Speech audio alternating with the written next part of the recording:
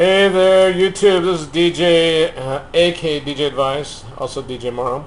Hey, I wanted to discuss the DJ Console RMX further.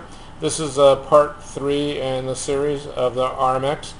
I just want to also address some of the PMs and the emails. I appreciate all of them coming in, whether they sound silly or whatever. It doesn't really matter. What I will tell you about the DJ Console RMX, I highly recommend it to DJs, mobile DJs. I mean, even this may sound silly, but I recommend it to just about any DJ out there because of the price. I think it's a very good unit for the price. I mean, I can quote the price, but I won't because I'll always get somebody telling me something otherwise. So, but I will just let you know it's very, very reasonable. It's a very reliable unit. I've never had an issue with it. I mean, some people might have. Maybe they don't understand how to hook it up, but I will try to show you later on my parts, the other videos, how it's hooked up, and that might explain how it works. But I'm going to go through the functions that I didn't go through last time. So, briefly, the things I didn't address last time were the gain button and also the source buttons.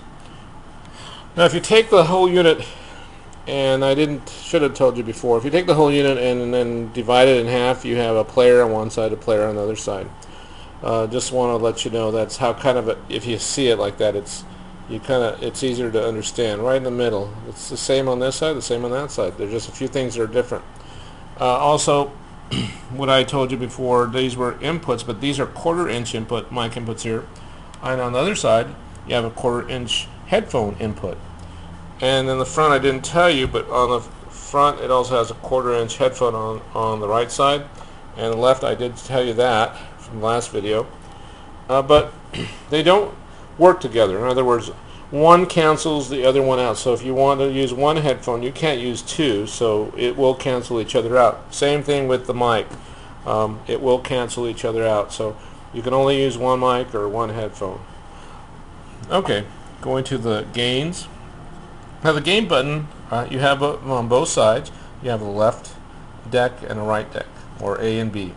And they correspond with your highs, mids, and your lows, and also correspond with the master volume and also your volume controls. They're very important. It's very important to know how to use this in conjunction with these. I can't stress how many DJs don't know how to EQ, but it's not that hard. You just have to understand how it works. There are plenty of other YouTube channels and videos out there that will explain it. I even have some that are my favorites under Sound Advice, so you can probably go there and check them out as well. But anyway, just want to explain that it is a critical for DJs to understand how EQ works. That's really important for any unit, soundboard. It could be any kind of mixer. It could be anything, but it's very important. So just want to let you know. Now, with that being said, I think I covered that. But I want to let you know how the source buttons work. Source button, you have source 2, and on this side you have source 1. Well, they correspond with the back. And last time I wasn't too clear, and I did get a email on this, so I will make myself clear. There is your USB port where it connects to the computer.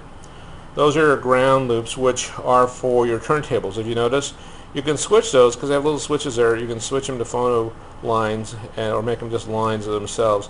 And these you can use for auxiliary devices like CD players, another computer, just about anything that's audio.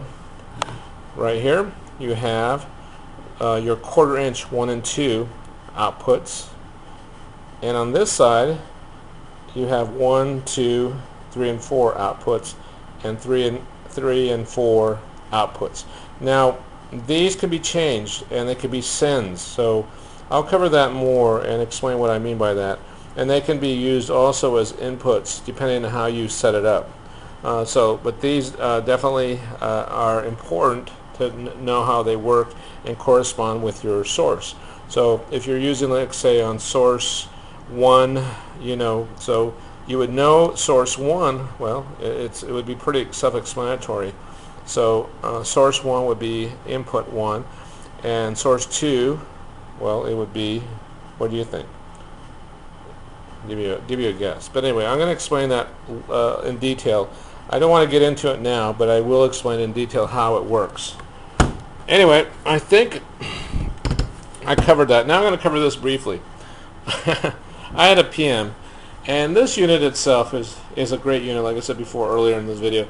I highly recommend it if you're going to manipulate MP3s for wedding, as a if you're doing the wedding thing, if you're doing events as a mobile DJ. As a mobile DJ, this is a great little unit to have. You can hook up an external CD player if you want. This doesn't have to be your main system. You can make your CD players your main system. This would be an auxiliary system. It really depends on how you want to use it. The PM I got was kind of, I mean, I understand, and everybody, like I said, there's no dumb question. They ask you, well, why doesn't this feel like vinyl? It's not turning, in other words, there's other controllers that are motorized, direct drive motor, they have the direct drive, and they're constantly continually spinning, and they correspond with the music playing, right? Well, these don't even move. They're jog wheels, and I have to emphasize, these are jog wheels. Now, if Hercules decided to motorize these and make them direct drive in conjunction with the playing mode of the MP3, then that would be cool, because then but still, they're jog wheels. Look at, they're small. They're jog wheels. They don't have the feel of a platter, but that still, you can manipulate them. It's how creative do you want to be. So, I mean, I have no issue. I can scratch, I can mix, I can beat match with these. I may not be able to stop it, a platter. I stop a platter like when I'm using Serato or time code vinyl. I may not be able to do that, or with some of the CD players that basically do the same thing. What I'm trying to tell you is that this doesn't do it. Okay, this unit does not do it. So I believe maybe in the future, hey, they might come out with a unit that will basically do the same thing, and maybe they will have that. I'm not saying they're going to have it today or tomorrow, but I still think this unit, for the price and everything you're getting, you can't beat it. So I just want to let everybody know about that. But anyway, I'm glad you're sending those PMs and those emails to me. Like I said, there's nothing dumb or nothing. I mean, I'll answer them, and like I said, if there's something you want to find out about it, I'm going to keep on making these videos until we get to the very end, and also the mapping part and things that are cool about it, how you can use other software products as well. I mean, that's nothing against the LE. I love the Virtual DJ LE on this. It's simple, easy to use, user-friendly, but that you can't. This is capable. Like I said, this is a MIDI controller. So being a MIDI controller, you can map it out any way you want. So that's what I'm letting you know. Anyway, just want to say thank you for watching this video. Good gig, and once again, God bless. Thanks for watching. Bye now.